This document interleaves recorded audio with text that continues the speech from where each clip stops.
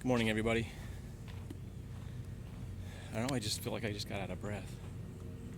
I'm out on Turtle Beach again, and if you've been following along on the vlogs, this is where we went to look for Stephen King's house. It was south of Turtle Beach out here. Here's a nice look at Turtle Beach, which is breathtakingly beautiful because it's in an area where there's not so many buildings, basically. They've preserved this part like as a park, and the nearest building is a ways down that way. There's a few condos, I'd say about 4 condos on this side of the beach.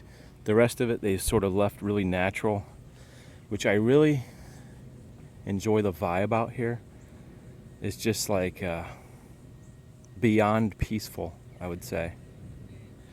Now, say about 4 miles down that way, and you probably can't see it, but there you can see some white tall buildings, like 10-story buildings, over in this area here, which is more of the public beach where all the tourists, I would say the bulk of the tourism is there, probably because there's a big parking lot and there's a lot of white sand there.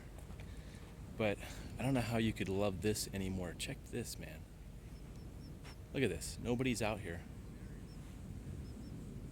It's just beyond amazing. I would say if you're going to come to Sarasota, check in or just like scope out Turtle Beach and see if you can stay out here, because I don't know, some people like the real busy beach section where there's all the tourism and you got girls out there in the bikinis and stuff. But for me, I guess at my age, I'm not looking for bikinis. I'm looking for sort of calm and solstice and peace. And it's just, this is becoming one of my new favorite areas. Like as I look down there, I can see maybe a couple people down there, but I think this time of year, what is this, about the 17th or 8th, September 17th, 18th. This is like a week or so after Labor Day, I think is the 7th. So that's like really busy. I don't even know. I don't know when Labor Day is. I'm so oblivious. Anyway, besides showing you the beach, I wanted to talk a little bit about something about myself, kind of personal, about my struggles.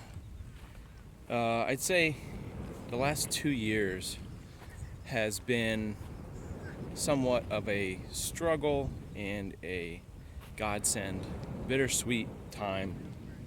From about 2013 till now, okay, that's 3 years. Say about, yeah, August. Geez, I can't even remember. Maybe I'm just thinking about August.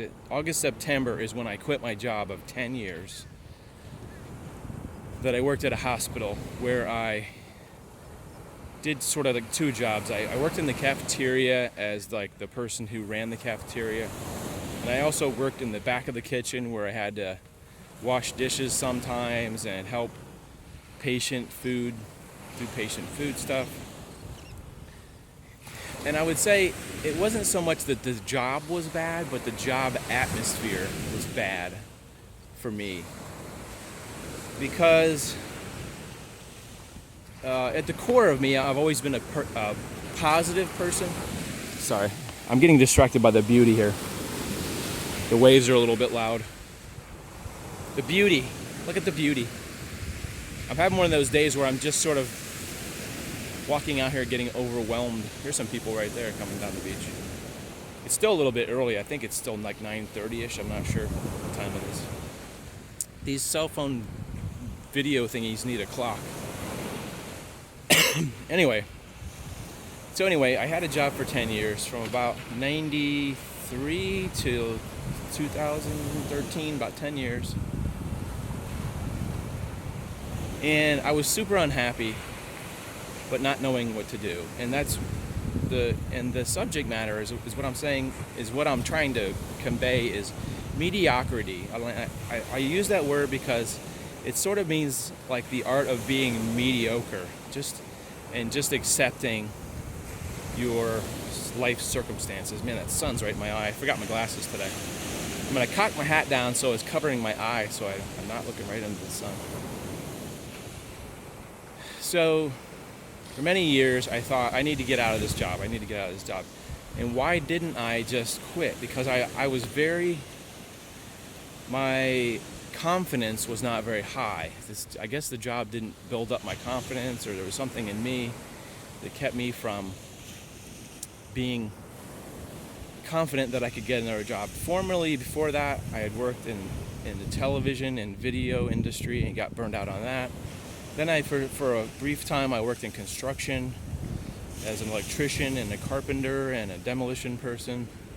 Just kind of skipping around different things, not sure what my place in life, I guess, was at that time. And then I did some temp work, like as a secretary too, say around 2001. Worked at a couple places.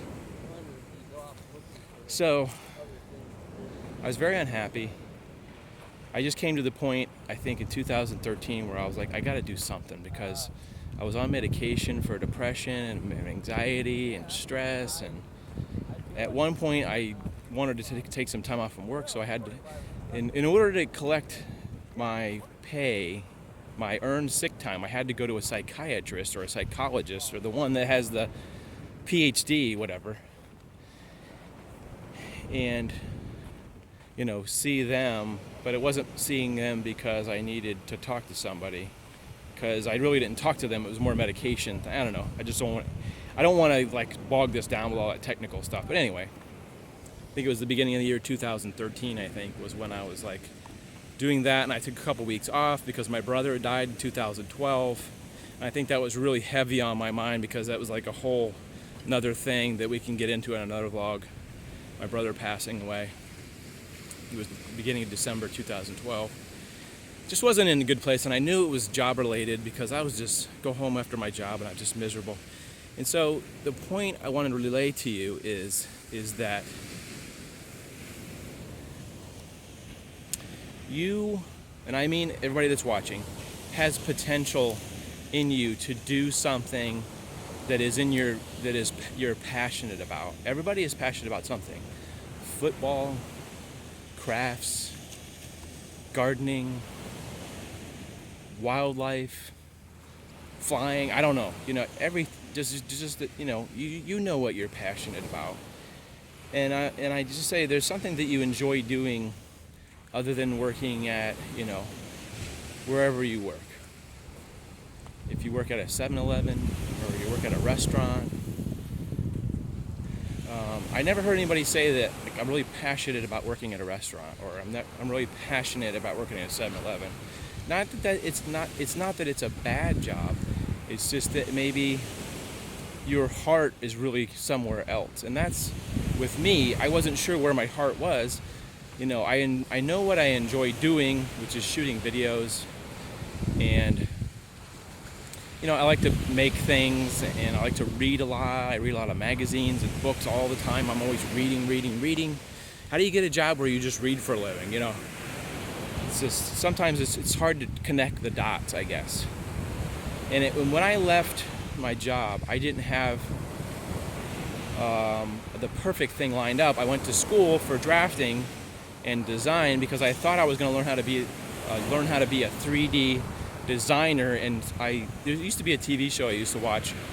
What was it, American Chopper or whatever, where the guys would go on a computer and they would come up with a 3D image of what they thought their chopper build, if you ever seen that show. So I thought that would be something that maybe I could do and make money at. So I went to school for a while, discovered that it wasn't exactly in my passion to do that. So I quit school, and I didn't know what to do then. I know I had to get a job. My girlfriend has a cleaning business, so I work with her part-time, but I tried to start a YouTube channel doing pranks, because that's what I was watching at the time, was a lot of prank channels. And the prank thing didn't work out for whatever reason. I've talked about this in another vlog. I tried to get together with other people. It just didn't work out. And then at the beginning of 2012, with thinking about it for a long time, of watching other people vlog, doing basically what I'm doing now, I decided to do this. Okay, so case in point is when I left my job, I didn't have a clear vision of where I was going. I had a vision of where I thought I wanted to go, but there had to be a leaping off point. And the thing I made up was, you have to jump off the plank at some point and have some faith in you. You have to have faith in yourself somewhat to get to a place where your happy place is. And so I'm not saying at this exact moment in September 2016 I'm at my perfect spot, but I'm at a pretty good place in life. And it was believe me, it was not easy. There was a lot of bad and good things that happened between 2013 and 2016 on my journey to sort of find a place where I was passionate about something. And what I'm really passionate about is two things, is doing these vlogs and my second job, aftercare with school kids, what do you call it? A counselor or a person that supervises kids. It's really something that I enjoy doing, but it wasn't an easy spot. So I'm sort of encouraging you, if you're in that place at life where you're not happy, but you're not sure what to do about it. There's a lot of problems with changing careers, as your insurance and your paycheck, and you're always worried, can I get another job where I'm going to make the same amount of money? I understand all that stuff because I went through it. I still don't have insurance, but somehow I have made it without insurance because I haven't had any major health scares or anything like that, which is just lucky. So I'm encouraging you to do that thinking about, whether you're happy in life and whether you think you could be in a spot. Because trust me, I am not one of those super motivated people who are just like, you know what, I'm going to quit my job and I'm going to do this. And I have all these great... It wasn't like that. It was a quest, like a vision quest, or it was a journey, But I guess looking back, thank God I got the hell out of that hospital, because it was a terrible place to be. Very negative, very bad for your self-esteem. People just negative things to say. People that had been there for years and years and years. And it's solely probably the CEO's fault and the jerk person that worked under him, or she, who just didn't do anything for morale. Just let everything go to crap. Because it wasn't always like that. Anyway, not to focus on all that bad stuff. So I'm just encouraging you from one normal guy to another. And maybe you could do YouTube. If you have a passion about building things, cooking, vlogging, there's so many things you can do on YouTube. Okay, so I also wanted to say that I am not making a ton of money on YouTube, okay? And that's why I put the donation log in there, because I make a small amount of money monthly. But not that I'm sad about that, but I have a donate thing. You can go to patreon.com. I usually put it in that little thing in the bottom. If you want to go to there, and you can donate like $1 a month or $5 a month or whatever. If you feel that this vlog is worth the entertainment value, or it makes you happy or something, think about doing that. Just so it allows me to travel more and do more exciting vlogs. Sort of finding, because it does cost money to travel and all that stuff. Anyway, but if you had told me, this is the one thing I wanted to say. If you had told me 3 years ago, you're going to have a vlog on YouTube, and you're going to have people following you, and one of your videos, like my biggest video is like 230,000 views or something like that. If you had told me that, I would have went, yeah, right. But if no risk, no reward. If you don't jump off and risk a little bit, you're not going to find your potential. You're not going to find it. And I'm not saying everybody has to do YouTube. I'm just saying it's something that has pushed me to travel, see new things, look at the life in a new way, push me to get out, push me to exercise. It's pushed me to do everything. It's been a positive experience. And not everybody's cut out for YouTube, but I'm just saying, everybody has some kind of talent that you can share with the world. And, you know, people from around the world, you wouldn't believe the countries that people that watch this stuff. It's just amazing. I mean, people in Uruguay, places you wouldn't think have the internet, watch these videos. So anyway, I didn't want to make this a super long video, because I have this beautiful beach to see and I want to go jogging too. Anyway, I always encourage people to leave comments, because that's how I communicate with you guys, is if you comment. But if you don't comment, there's only a one-way communication. So anyway, I encourage you to leave a comment. You like this video, you didn't like it. Anyway, hit that thumbs up thing at the bottom, which helps sort of advertise your video so more people can see it. I've been having a rough week, you know. Actually, my girlfriend and I aren't getting along, so I've been struggling, but trying to view it in a positive way if that's possible. Hopefully this is kind of blowing over and things are getting back to normal. So I'm out here just enjoying the beach, and I just wish you sincerely the best of weeks going into the Halloween season and all this stuff that's coming up, and Thanksgiving and all that. When I say this, I mean this out of my heart. I hope you guys are doing well. Hope you have a great week. We'll see you later. Keep dreaming, everybody.